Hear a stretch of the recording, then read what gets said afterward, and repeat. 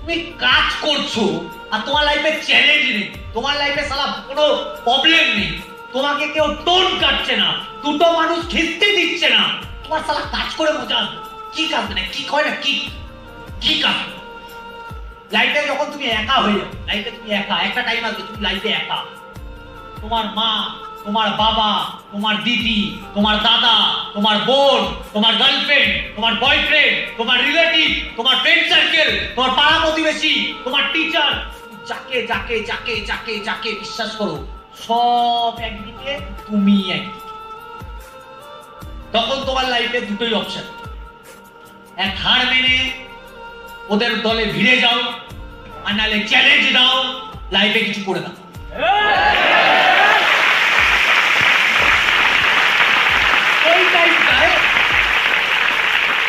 ওই টাইমটায় বন্ধু বান্ধবের কথা শুনে বন্ধু বান্ধবের কথায় ভিড়ে যাই। আমার এখনো মনে আছে, আমার বন্ধু বান্ধবের কথায় ভিড়ে যাই। আরে ও তো আমাকে বুঝিয়েই দিল যে আমার বাড়িটা 1.5 কোটি টাকা ভ্যালুয়েশন, আমি যদি কাজ না করি আমার কোনো যায় আসে না। তো বুঝিয়েই দিল যে ওর কোনো যায় আসে না। তখন আমার এটাই বোঝা উচিত, আমি সেটাই বুঝেছি যে আমার যায় আসে কিছু কাজ না করি। আগে আমার বাবার 1.5 কোটি টাকার বাড়ি, আমরা ভাড়া বাড়িতে থাকি, ওর বাবার 1.5 কোটি টাকার বাড়ি আর আমাদের ভাড়া বাড়ি। ও কাজ না করলেও হবে, আমাকে তো সালা লাইফে কিছু না কিছু করতে হবে। এবার তুমি বলে চাকরি করলে না কেন? খুব ঘটনা, একটা মজার ঘটনা। আমার বাবার একবার ছোটবেলা থেকে যেহেতু রিক্সা চালাতো, তো বাবার একটা টাইম বুকে ব্যথা হলো, হার্টের প্রবলেম, তো পুরোপুরি বসে গেছে। আর তখন ইনকাম সোর্স হিসাবে আমার দাদা কাজে নেমেছিল, আমার থেকে যেহেতু দাদা বড়, তো ওই ইনকাম সোর্স হিসাবে যখন নেমেছিল 90% মার্কস পাওয়া ছিল। পাড়া প্রতিবেশী রিলেটিভ একটাই কথা বলছে, বিকাশ তোর কোনো টেনশন নেই, তুই যে কোনো জায়গায় যাবি 20-30 হাজার টাকা পেয়ে। আর ও যখন মানে চাকরি করতে গেছিল, ও এটাই ভেবেছিল যেদিন ইন্টারভিউ দিতে গেছিল সত্যি হয়তো 20-30 হাজার টাকা পেয়ে। এবার ও চাকরি করে ইন্টারভিউতে গেছে, আমার কাছে এখনো পে স্লিপটা আছে। পে স্লিপ বলতে যেদিন ওই যে হয় না স্যালারি স্লিপ, ও চাকরি করেছে 3 মাস চাকরি করেছে, 6,000 টাকার চাকরি পেয়েছিল, 6,000 টাকা। যেই ছেলেটা ইংলিশে ভালো, যেই ছেলেটা হিন্দিতে ভালো, যেই ছেলেটা অঙ্কে ভালো, যেই ছেলেটা রেজাল্ট ভালো, পার্সোনালিটি ভালো, সেই ছেলেটার স্যালারি 30,000 টাকা না হয়ে 6,000 টাকা হয়েছে। আর যেই ছেলেটার কালা কিছুতে ভালো না, তার কত হাজার টাকা স্যালারি হবে আমি সেদিনকে বুঝে গেছি। তার জন্য আমি কোনোদিন মাথায় লাগাইনি আমি চাকরি পাবো।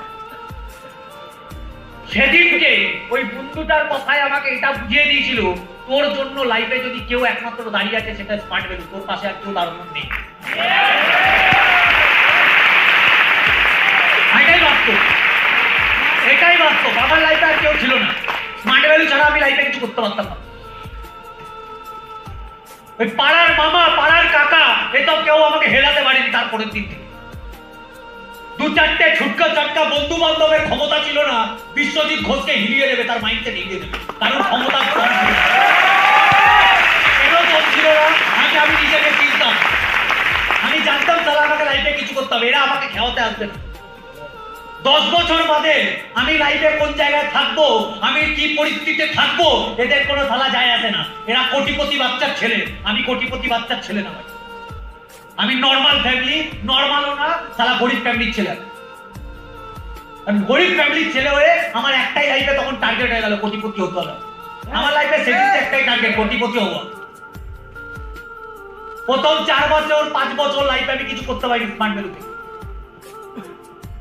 এই রানিং চলছে 4-5 বছর, আবার প্রথম 5 বছর ইনকাম করেছি 0, নেক্সট 5 বছরে ইনকাম করেছি 11 কোটি টাকা। ইনকামটা বলা উচিত না, তাও বললাম। ইনকাম শো অফ করা উচিত না কোনোদিন, এগুলো হয়ে যায় উল্টো পাল্টা, অনেকে অনেক ভাবে নেয়। ইনকাম বলা উচিত, আমি জাস্ট বলে ফেললাম আবেগের বসে, বলা উচিত, আমি কোনো জায়গায় বলি নাই।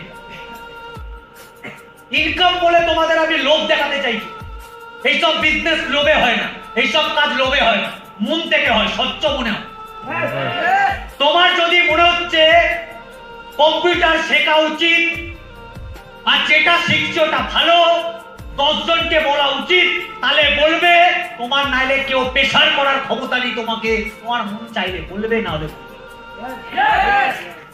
তোমার যদি মনে হয় ননি খাওয়া উচিত, ননি খেলে সত্যি সুস্থ হয় তাহলে 10 জনকে বলবে, নাইলে বলবে না। এই অধিকার তোমার আছে, পেশার নেই কোন এখানে।